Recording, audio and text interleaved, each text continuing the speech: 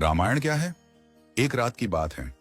माता कौशल्या जी को सोते में अपने महल की छत पर किसी के चलने की आहट सुनाई दी। नींद खुल गई। पूछा कौन है? मालूम पड़ा श्रुतकीर्ति जी, सबसे छोटी बहू, शत्रुघ्न जी की पत्नी। माता कौशल्या जी ने उन्हें नीचे बुलाया। श्रुतकीर्ति जी आईं, चरणों में प्रणाम कर खड़ी रह गईं। माता कौशल्या जी ने पूछा, श्रुति, इतनी रात को अकेली छत पर क्या कर रही हो बेटी? क्या नींद नहीं आ रही? शत्रुघ्न कहाँ है? श्रुति कीर्ति की आंखें भर आईं, मां की छाती से चिपटी, गोद में सिमट गईं। बोली, मां, उन्हें तो देखे हुए 13 वर्ष हो गए। उफ! कौशल्या जी का हृदय कांप कर झटपटा गया। तुरंत आवाज लगाई। सेवक दौड़े आए। आधी रात ही पालकी तैयार हुई। आज शत्रुघ्न जी की खोज होगी। मां चली। आपको मालूम है शत्रुघ्न जी कहाँ मिले? अयोध्या जी के जिस दरवाजे के बाहर भरत जी नंदीग्राम में तपस्वी होकर रहते हैं, उसी दरवाजे के भीतर एक पत्थर की शिला है। उसी शिला पर अपनी बाह का तकिया बनाकर लेटे मिले। मां सिराहने बैठ गईं, बालों में हाथ फिराया तो शत्रुघ्न जी ने आंखें खोली। मां! उठे, चरणों में गिरे। मां, आपने क्यों कष्ट किया? मुझे बुलवा लिया होता। मां ने कहा, शत्रुघ्न यहां क्यों? शत्रुघ्न जी की रुलाई फूट पड़ी। बोले, मां, भैया राम जी पिताजी की आज्ञा से वन चले गए। भैया लक्ष्मण जी उनके पीछे चले गए। भैया भरत जी भी नंदीग्राम में हैं। क्या ये महल, ये रथ, ये राजसी वस्त्र विधाता ने मेरे ही लिए बनाए हैं? माता कौशल्या जी निरुत्तर रह गईं। देखो क्या है ये राम कथा। ये भोग की नहीं, त्याग की कथा है। यहां त्याग की ही प्रतियोगिता चल रही है और सभी प्रथम हैं। कोई पीछे नहीं रहा। चारों भाइयों का प्रेम और त्याग एक दूसरे के प्रति अद्भुत, अभिनव और अलौकिक है। रामायण जीवन जीने की सबसे उत्तम शिक्षा देती है। भगवान राम को 14 वर्ष का वनवास हुआ तो उनकी पत्नी सीता मैया ने भी सहर्ष वनवास स्वीकार कर लिया। परंतु बचपन से ही बड़े भाई की सेवा में रहने वाले लक्ष्मण जी कैसे राम जी से दूर हो जाते? माता सुमित्रा से तो उन्होंने आज्ञा ले ली थी वन जाने की, परंतु जब पत्नी उर्मिला के कक्ष की ओर बढ़ रहे थे तो सोच रहे थे कि मां ने तो आज्ञा दे दी, परंतु उर्मिला को कैसे समझाऊंगा, क्या बोलूंगा उनसे? यही सोच विचार करके लक्ष्मण जी जैसे ही अपने कक्ष में पहुंचे तो देखा कि उर्मिला जी आरती का थाल लेके खड़ी थी और बोली, आप मेरी चिंता छोड़ प्रभु, श्री राम की सेवा में वन को जाओ। मैं आपको नहीं रोकूंगी। मेरे कारण आपकी सेवा में कोई बाधा ना आए, इसलिए साथ जाने की जिद भी नहीं करूंगी। लक्ष्मण जी को कहने में संकोच हो रहा था, परंतु उनके कुछ कहने से पहले ही उर्मिला जी ने उन्हें संकोच से बाहर निकाल दिया। वास्तव में यही पत्नी का धर्म है। पति संकोच में पड़े उससे पहले ही पत्नी उसके मन की बात जानकर उसे संकोच से बाहर कर दे। लक्ष्मण जी चले गए, परंतु 14 वर्ष तक उर्मिला ने एक तपस्विनी की भांति कठोर तप किया।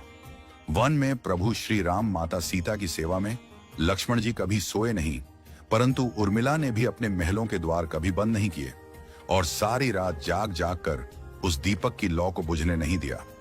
मेघनाथ से युद्ध करते हुए जब लक्ष्मण जी को शक्ति लग जाती है और हनुमान जी उनके लिए संजीवनी का पर्वत लेके लौट रहे होते हैं, तो बीच में जब हनुमान जी अयोध्या के ऊपर से गुजर रहे थे तो भरत जी उन्हें राक्षस समझकर बाण मारते हैं और हनुमान जी गिर जाते हैं। तब हनुमान जी सारा वृत्तांत सुनाते हैं कि सीता जी को रावण हर ले गया, लक्ष्मण जी युद्ध में मूर्छित हो गए हैं। ये सुनते ही कौशल्या जी कहती हैं कि राम को कहना कि लक्ष्मण के बिना अयोध्या में पैर भी मत रखना, राम वन में ही रहे। माता सुमित्रा कहती हैं कि राम से कहना कि कोई बात नहीं, अभी शत्रुघ्न है, मैं उसे भेज दूंगी। मेरे दोनों पुत्र राम सेवा के लिए ही तो जन्मे हैं। माताओं का प्रेम देखकर हनुमान जी की आंखों से अश्रुधारा बह रही थी, परंतु जब उन्होंने उर्मिला जी को देखा तो सोचने लगे कि यह क्यों एकदम शांत और प्रसन्न खड़ी है। क्या इन्हें अपनी पति के प्राणों की कोई चिंता नहीं?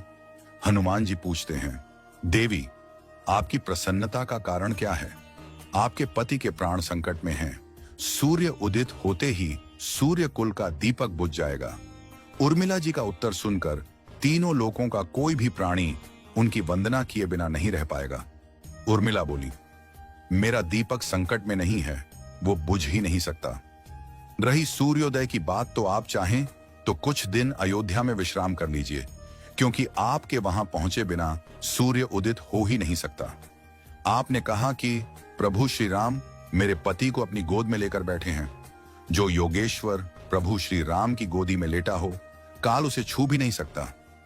यह तो वो दोनों लीला कर रहे हैं। मेरे पति जब से वन गए हैं तब से सोए नहीं हैं। उन्होंने न सोने का प्रण लिया था, इसलिए वे थोड़ी देर विश्राम कर रहे हैं, और जब भगवान की गोद मिल गई तो थोड़ा विश्राम ज्यादा हो गया। वे उठ जाएंगे। और शक्ति मेरे पति को लगी ही नहीं, शक्ति तो प्रभु श्री राम जी को लगी है। मेरे पति की हर श्वास में राम है, हर धड़कन में राम, उनके रोम रोम में राम है, उनके खून की बूंद बूंद में राम है।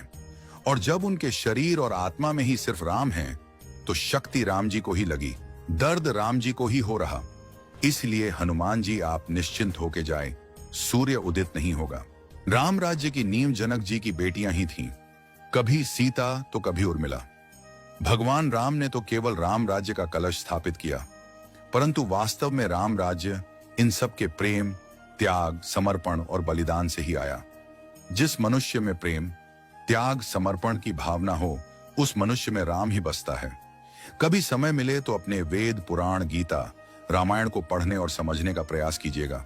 जीवन को एक अलग नजरिए से देखने और जीने का सुर मिलेगा। लक्ष्मण सा भाई हो, कौशल्या माई हो, स्वामी तुम जैसा मेरा रघुराय हो, नगरी हो अयोध्या सी, रघुकुल सा घराना हो, चरण हो राघव के जहां मेरा ठिकाना हो त्याग भरत जैसा, सीता सी नारी हो, लवकुश के जैसी संतान हमारी हो, श्रद्धा हो श्रवण जैसी, सबरी सी भक्ति हो, हनुमत के जैसी निष्ठा और शक्ति हो। ये रामायण है, पुण्य कथा श्री राम की। जय जय श्री राम।